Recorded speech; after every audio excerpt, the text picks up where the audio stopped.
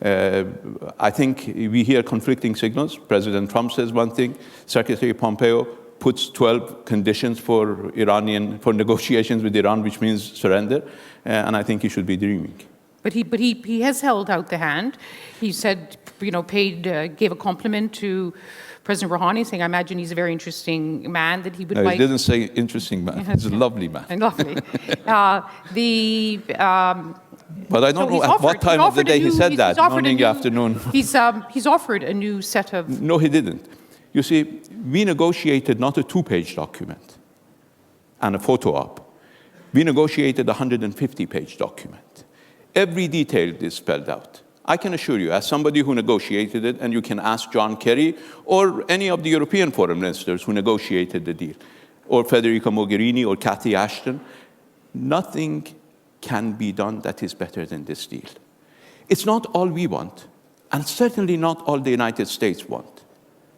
But it is the best that could be achieved between 6 world powers plus EU and another country which is proud to stand on its own feet.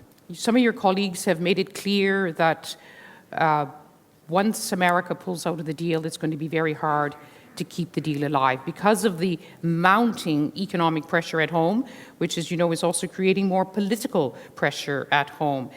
How much longer can the deal survive?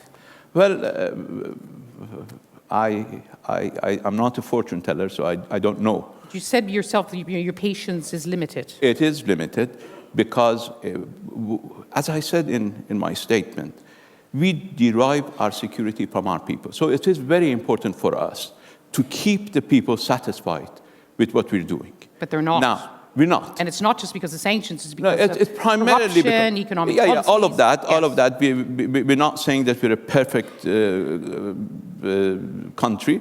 We're better than most of your allies, but we are still have a long way to go. But what is happening in our region and what is happening in Iran requires a great deal of foresight, a great deal of strategic patience. And we are exercising that. It doesn't mean that we will have to do it forever. Whenever our people are dissatisfied, now the polls are at about 51%. We are just at the brink. 51% of the people believe that we still should be in JCPOA, while 80% of the people believe that we didn't get anything from it. And your hardline critics who've never trusted this deal, including, I would believe, your supreme leader, Ayatollah Khamenei, the pressure is mounting on those who negotiated the deal to say, right, let's go back. Let's start enriching. Yeah, there is pressure by a part of the population, but as I said, according to the latest poll by University of Maryland, at least, still 51% say we should stay in the deal. That may change. Situations may change. We believe it is in our interest, but we believe it is at the same time in the interest of Europe to stay in the deal. And that is why I believe Europe we appreciate that Europe has done a great deal politically. It has made all the right political statements. Some of them we don't agree with, but on JCPOA at least we can agree on JCPOA. But it hasn't been prepared to make an investment. It hasn't been prepared to pay a price. But let me ask you a question as Europe. If you allow the United States to make these demands, because the US is demanding Europe to violate international law. It's not demanding Europe to abide by international law, but it's demanding Europe to violate Security Council, and it's punishing Europe for implementing it. So this is an outrageous demand. If the United States were to come in the course of their fight with China and told Europe, stop dealing with China, what would you do? Well, whatever you want to do then, do now in order to prevent that eventuality, because a bully will get bullier if you succumb. Well, let's we'll put aside the JCPOA because there's a fundamental disagreement between the United States and Europe on it. But there are issues on which they have shared concerns. Let's look at ballistic missiles. We heard from the French foreign minister on Friday saying we are in a difficult dialogue with Iran, and if we do not see more progress on, France, as you know, has suggested a separate deal agreement on ballistic missiles. He said if we don't make progress, France will have to impose new sanctions. Well, Does Iran have to address those concerns if it wants to make wider progress? Let me ask you a question. I asked you one first. No. Yes. I'll answer your question. does Iran have to simply lie dead because some people don't want us to be able to defend ourselves? The UN Security Council resolution behind the Iran nuclear deal called on Iran not to develop ballistic missiles. No, so it we're didn't. talking about it didn't. it urged my you friend, not. I negotiated 2231, so I know every word of it. It called upon Iran. It didn't demand Iran. It did call on Iran, yes. Not to develop, so it's something different, not to develop ballistic missiles that are designed to be capable. Every word of it took months to negotiate. Designed to be capable to carry nuclear weapons. We don't design any of our missiles to be capable to carry nuclear weapons because we don't have nuclear weapons. So none of the Security Council nonsense. The Europeans know it, the Russians know it, even the Americans know it. The Americans have testified before Congress when the deal was on that it's not about missiles per se. It's about missiles designed to carry to be capable of carrying nuclear weapons. What they're saying now. We negotiated forever. But let's wait a second. Problem is, there are $100 billion of weapons going to Iran. Nobody is selling us a single fighter jet. Nobody. How are we supposed to defend ourselves? When we were attacked by French Exocet missiles, by German chemical weapons, by Russian MiG fighters, by British tanks, by American AWACS surveillance, who came to our assistance? Why, when our people were being showered with missiles, with Iraqi missiles, nobody gave us a means of defense, either air defense or missiles to retaliate? No one. We had to beg. Now, I am not going for the pleasure of my friend, Minister Le Drian, or anybody else, to make our people defenseless so that the next Saddam Hussein in our region could rise up and kill our people without the means of our defense. We still have people who cannot breathe in Iran because of the chemical weapons that were provided to Iraq from Europe. If we were to negotiate about armaments, Europe has a lot to respond to. Europe is not going to be in the Inquisition seat. Europe will be asked why it supported Saddam Hussein. Okay, why we can't go back into the bombing in Yemen. Let's not go back in history. We've got enough on the current. Let's ask this. So the United States objected to your recent, has to be said, failed satellite launches, saying the technology used could be interchangeable with technology used in ballistic missiles. Then the argument about missiles is misplaced. Yes, but then satellite launches. The New York Times published a report saying that actually there's been a very long-standing and an accelerated program to sabotage your development of ballistic missiles, providing faulty parts, etc. Iran is looking into this. Is there, do you think now? We're investigating this, but I think more than Iran, the international community should be concerned, because last time the United States engaged in that operation, it resulted with Israel in the killing of 6 nuclear scientists. I think it is important for the international community to rise up and say that this is not jungle. We don't run the law of the jungle. Okay. That you interfere in the legitimate defense of another country. I asked you a question: does Iran have the right to defend itself? And if we have the right to defend ourselves, do we do it with swords? Do we do it with guns? Or do we need sophisticated means of defense? The most sophisticated means of warfare are being sold to our region, and President Trump conveniently calls them beautiful military equipment. Now, we're not getting any of those beautiful military equipment. The beautiful military equipment the Yemenis are getting. They're being killed with it. Okay. I don't think they call it beautiful. Okay, missiles is one issue. We don't have a lot of time. I just want to at least to touch on some of the issues that both Europe and the United States agree on. Last month, the Europeans... They're simply repeating the American claims. Why they agree on? this is... But they wouldn't do it for the sake of doing it. They obviously have concerns. Tell me, any European should tell me, because, this didn't come out of the blue. We had these discussions during the JCPOA, and we decided, because each one of us had something to say, we decided to set it aside. Okay, it's not that somebody has all the right and somebody is just doing mischief in our region. Okay, let's set that one for the side. Last month, the European Union, it will be unfortunately be negotiating this for many months, if not years to come. European Union imposed new sanctions on Iran last month. It put 2 Iranians on its list, as well as an intelligence unit, after there were attacks in Denmark, in France, and the Netherlands. So the European leaders are saying, what is Iran doing it, trying to carry out assassinations on European soil? They also see this as part of a kind of behavior that they want to stop.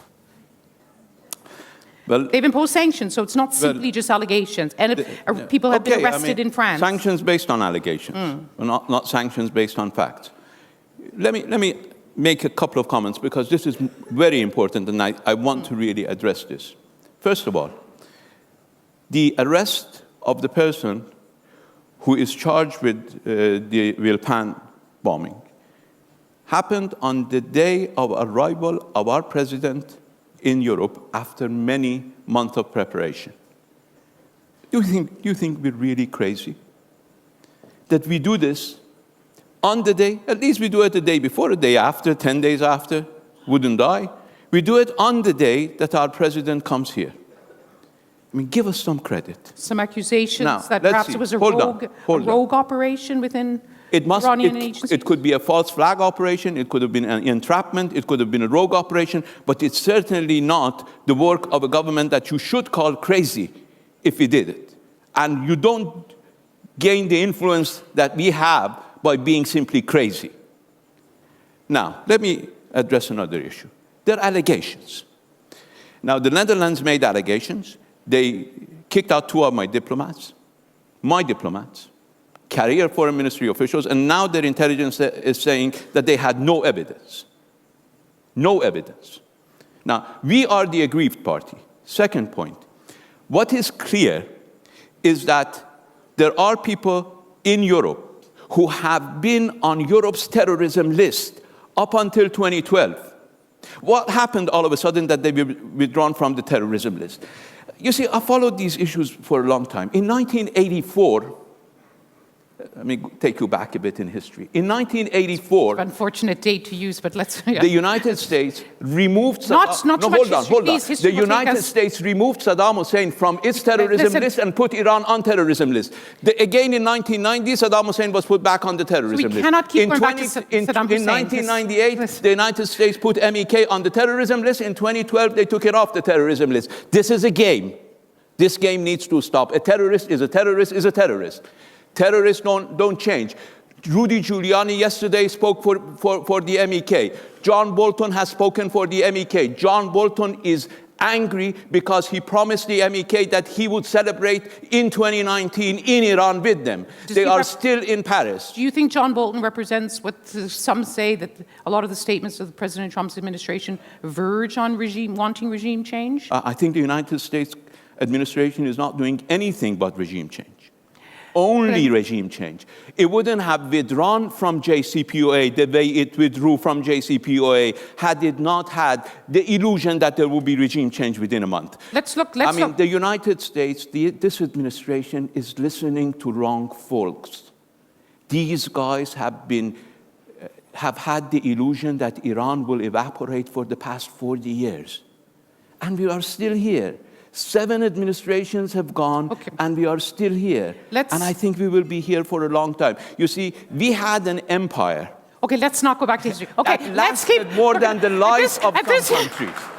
At this rate, we're going to be back to the 7th century. We don't have time for the 7th century right now, although we're very cognizant. Oh, that's earlier than 7th century. Okay. That goes 7,000 years ago. I'm going to take the privilege of the chair and introduce at least a history of a year. Last year, when we all gathered here at the Munich Security Conference, you will remember, ladies and gentlemen, that there was a real concern that the region was slipping towards war between Israel and Iran, a proxy war being carried out in Syria.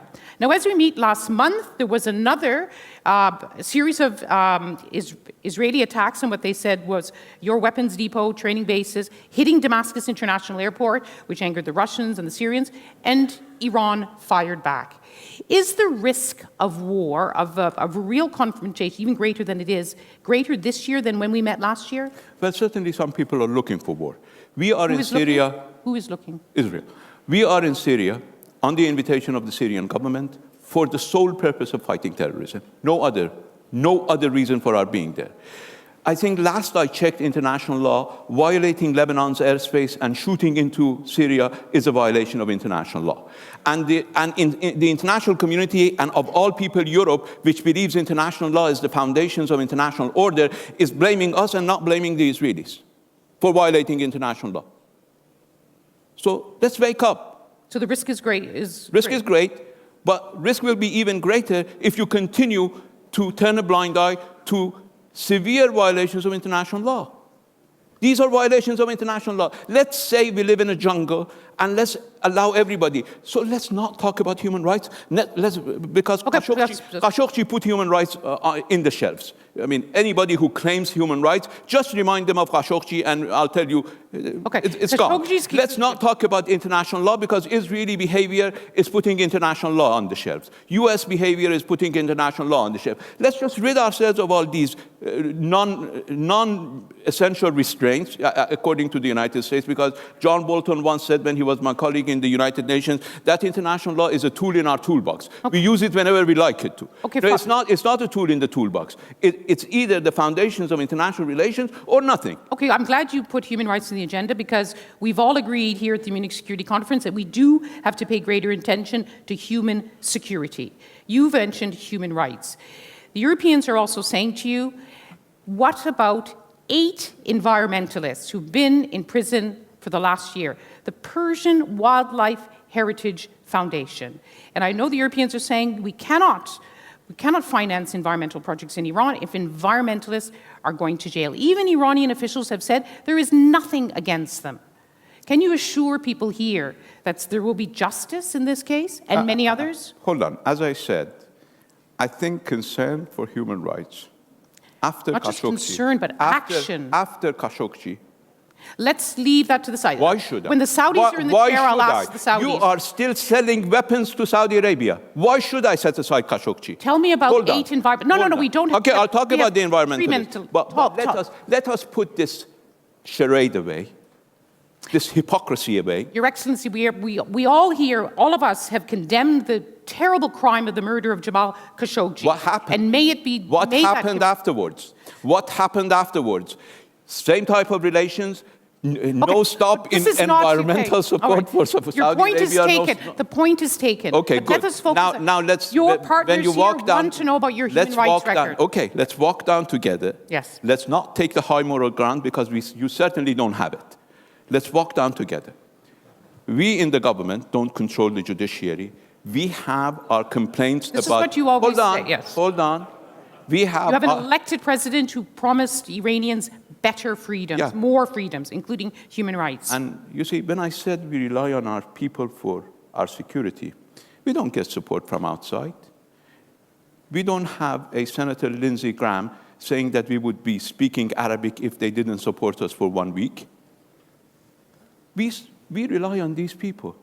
So respecting their rights, respecting their freedoms, is not just a moral obligation for us, it's a national security requirement for us.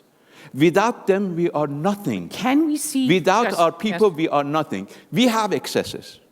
We have areas where I don't disagree with, I don't agree with, the government doesn't agree with. We have an independent judiciary. The president doesn't have any power over the judiciary. We're doing all what we can. They say, as the judiciary, and I have no way of testing the validity of their claim, that these people were charged with certain types of crime. It is for a court of law to decide. I am not that court. I can call for humanitarian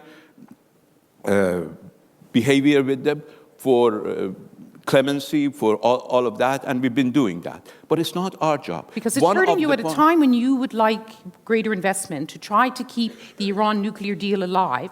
You have the British Foreign Secretary taking the really unprecedented step is telling dual nationals, those holding Iranian and British passports, it could be another passport, don't go to Iran because it's too risky. More than 30 dual nationals are in prison. No, that doesn't help you, and it doesn't help Iran nor those people in prison. We have hundreds of thousands of dual nationals who come to Iran every year.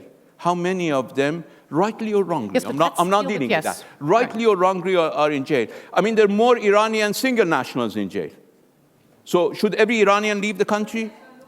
I'm sorry. Okay. But it's part of a package, isn't it? When it comes to Iran's engagement with the international community, we appreciate Iran has its grievances, but Iran also has its own responsibilities to keep. Our responsibility to our citizens is something, and we have mistakes, shortcomings, excesses that we need to address. But it's not for Europe. As I said, did you stop your dealings? Did your businesses stop going to Saudi Arabia to invest? So don't tell me that your businesses are not coming to Iran because you're concerned about human rights. Did they stop going to? I mean, the coffers were too big. Maybe. They didn't stop. So, I mean, let's be honest with each other. I'm a human rights professor. I have taught human rights for over 30 years. So I have concerns about human rights. I believe human rights need to be respected. I believe human rights for us is a security requirement, not a moral nicety. It's a security requirement. But I believe Europe, and certainly the United States, are not in a position. I remember at times Saddam Hussein was voting in favor of resolutions against Iran. May Saddam Hussein rest in peace, but we Saudi Arabia today, yes. Saudi Arabia today in the United Nations was one of the major supporters of the human rights resolution against Iran. Is this the human rights the international community wants to uphold? We know that this still resonates in Iran, that history still has a very strong presence in Iran. And we thank you. Your point is well taken that you mention it. No, I'm talking about about last month. I'm not talking about history. Okay. One last comment from you, sir, as we bring our conversation to a close, our friendly conversation to a close. It is friendly. We've been friends for 30-some years. Your Excellency, when you've had many meetings here, and as you prepare to leave Munich this year, you've had many conversations with your allies, you've heard many statements. Are you leaving more worried about the future of the Iran nuclear deal and your position in the region, or are you more reassured that there can be a way forward? If we derived our security from here, I would have been more worried. But since we derive our security from our people, I'm not at all worried. Your Excellency, the Foreign Minister of the Islamic Republic of Iran, there are many more questions, and I'm sure, ladies and gentlemen, you have many more, but please join me in thanking His Excellency Mohammad Javad Zarif.